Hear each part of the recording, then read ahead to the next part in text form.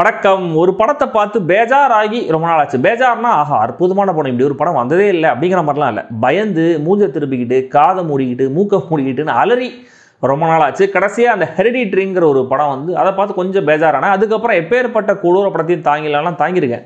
But சுத்தமாக எதிர்பார்க்காம வேற ஏதோ எதிர்பார்த்து அதை விட பயங்கரமான ஒரு கண்டென்ட் இருந்துச்சு அப்படின்னா அது இந்த பிரிங் ஹர் பேக் தான்.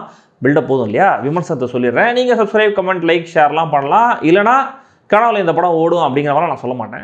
அண்ட் ஹெரிடிட்ரி மாதிரி இந்த படத்தையும் A24 தான் பேக் பண்ணுறாங்க. அவங்க மட்டும் இல்லை, நிறைய பேர் இருக்காங்க கூட பேக் பண்ணுறதுக்கு. பட் ஸ்டில் ஒரு ப்ரொடக்ஷன் கம்பெனியே மக்களை டிஸ்டர்ப் பண்ணுறதுக்காக நேர்ந்து விடப்பட்டிருக்கு அப்படின்னும் போது கொஞ்சம் டெரராக தான் இருக்குது.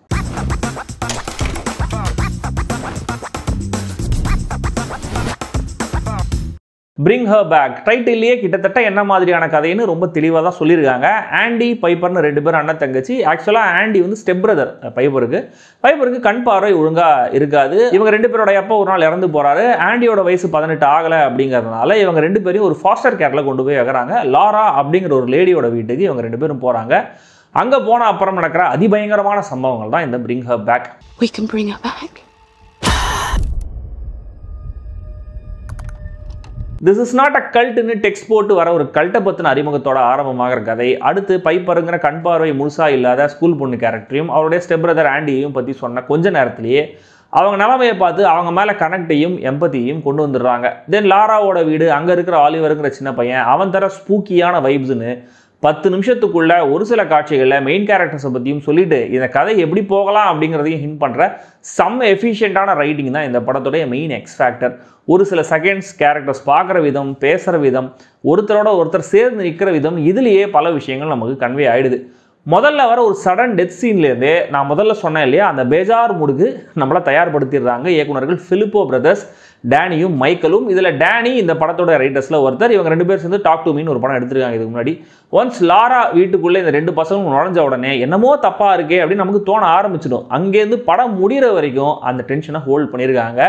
எனக்கு இந்த வியூயிங் எக்ஸ்பீரியன்ஸுங்கிறது பயங்கரமான மிக்சட் ஃபீலிங்ஸோட தான் போயிட்டு இருந்துச்சு. ஏன்னா ஒரு பக்கம் இவ்வளோ இன்டென்ஸான பேஜாரான படத்தை கண்டினியூஸாக பார்க்க முடியல, ஒரு மாதிரி வயசாயிடுச்சு. ஏன்னா அவ்வளோ ஒரு அர்த்தம் கவலீகரம் பண்ணி வச்சுருக்காங்க. ஆனால் பார்க்காம இருக்கவும் முடியல. அந்த வகையில் ஒரு த்ரில்லராகவும் இந்த படம் செம்மையாக ஒர்க் ஆகுது, பாடி ஹாரராகவும் ஒர்க் ஆகுது. செட்டப்பாக இது கண்டிப்பாக புதுசு இல்லை தான். இது என்னமோ தப்பு நடக்குதே அப்படிங்கிற ஃபீலிங்கும் நான் நிறைய படங்களில் வரும். ஆனால் அப்படி என்ன நடக்க போகுது அப்படிங்கிறத நம்மளை கெஸ் பண்ணிக்கிட்டே இருக்க வைக்கிறது தான் இந்த ஸ்க்ரீன் பிளேயோட ஸ்ட்ரென்த். அது ரிவீல் ஆகும்போதும் அது நம்மளுக்கு ஏமாத்தமாக இருக்காது. லாராங்கிற அந்த கேரக்டரை சாலி ஹாக்கின்ஸ் பிளே பண்ணுற விதமும் இந்த டென்ஷனுக்கு ஒரு காரணம். அவங்க வர முதல் சீன்லேயே தெரிஞ்சிடுது இந்த லேடி தேவையில்லாமல் எக்ஸ்பிரசிவாக காட்டிக்குதே அப்படின்னு. அட்டகாசமான ஒரு போர்ட்ரேயில் கொடுத்துருக்காங்க. ஒரு விதமான அந்த மேட்னஸை அவங்க கொஞ்சம் கொஞ்சமாக ஆம்பிளிஃபை பண்ணி மொத்தமாக எல்லாத்தையும் பிரேக் பண்ணுற அந்த மொமெண்ட்லாம் பேயை காட்டாமையே செம்ம ஹாரராக இருந்துச்சு. லாரா என்ன பண்ணுறாங்க, அங்கே நடக்கிற மேனிபுலேஷன் என்ன, ஆலிவருங்கிற பையனுடைய பிஹேவியர், அவனும் ஆண்டியும் இருக்கும்போது நடக்கிற விஷயங்கள், ஒரு லாங் டாப் ஆங்கிள் ஷாட்டில் அந்த வீடு எஸ்டாப்ளிஷ் ஆகிற அந்த ஒரு ஸ்பிளிட் செகண்ட், ஆண்டிக்கு வர வியர்டான விஷன்ஸ், லாராவும் பைப்பரும் டைம் ஸ்பெண்ட் பண்ணுற மொமெண்ட்ஸ், முதல்ல காட்டப்படுற அந்த கல் சீன், அப்புறம் ஒரு ஃபவுண்ட் ஃபுட்டேஜ் மாதிரி VHSல ஃபுல்லாக ப்ளே ஆகிற சீனு, படிப்படியாக படத்தோடைய சஸ்பென்ஸ் டென்ஷன் பில்ட் ஆகிட்டே வருது. 1.25 மணி நேரம் தான் இந்த படம் ஓடுது. 1 மணி நேரத்திலே இது என்ன மேட்டர்ன்றதை புரிஞ்சுட்டாலுமே கூட அடுத்த 3/4 மணி நேரமும் இந்த சின்ன பசங்களுக்கு எதுவும் ஆயிடக்கூடாது அப்படிங்கிற அந்த பதப்பதப்பிலே நம்மள படத்தை பார்க்க வைக்கிறாங்க. அகைன் பாடி ஹாரர் எலிமெண்ட்ஸ் படமாக்கப்பட்ட விதம் அதிபயங்கர பேஜார் அள்ளு விட்டுருச்சுன்னு சொல்ற லெவல். ஆண்டியா வர பில்லி பேரட், பைப்பரா வர சோரா வாங், ஆலிவரா வர ஜோனா ரென் பிலிப்ஸ் 3 பேருமே பிரில்லியண்டான ஆக்டிங் கொடுத்துருக்காங்க. இதுல சோராவுக்கு நிஜமாவே கண் பார்வை குறைபாடு இருக்கு, அப்படி கேட்டு தான் காஸ்ட் பண்ணியிருக்காங்க. அண்ட் இதுதான் அவங்களுடைய ஃபர்ஸ்ட் படம் வேற. எங்கேயுமே அதை நீங்க சென்ஸ் பண்ண முடியாத அளவு ஒரு பெர்ஃபார்மன்ஸ் அவங்க கொடுத்துருக்காங்க.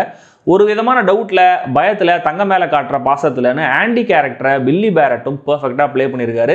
இதுல மோஸ்ட் சேலஞ்சிங் ஒர்க்னா அது ஆலிவர் கேரக்டருக்கு தான். அந்த குட்டி பையன் மிரட்டி விட்டுருக்கான். நிறைய எஸ்டாப்ளிஷ் பண்ணாம தேவையானது மினிமலா காட்டுறதோட சேர்த்து ஸ்டேஜ் பண்ண விதத்திலையும் மிட் க்ளோஸ் அப் ஷாட் தான் பெரும்பாலும் இந்த கதையை கொண்டு போறாங்க. ஸோ அதுவே ஏன் எல்லாத்தையும் சொல்ல மாட்டேங்கிறாங்க, எதுவும் தப்பாக நடக்க போகுதே அப்படின்னு நம்மளை சப்கான்ஷியஸில் ஃபீல் பண்ண வச்சுருக்காங்க. ஒரு அற்புதமான டெக்னிக் இது.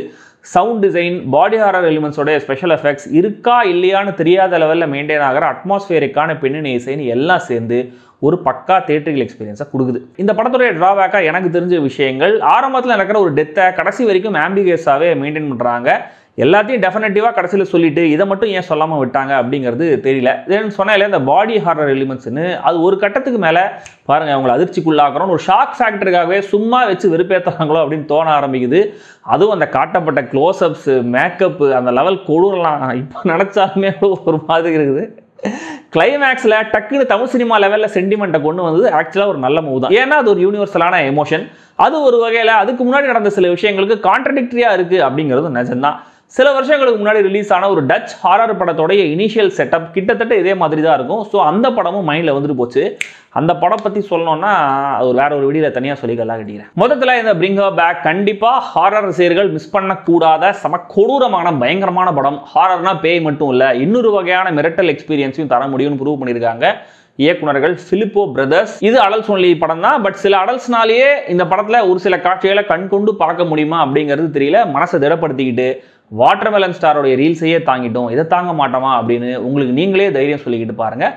சென்னையில் தியேட்டர்ஸில் ஓடுது, சப்டைட்டில்ஸும் இருக்குது.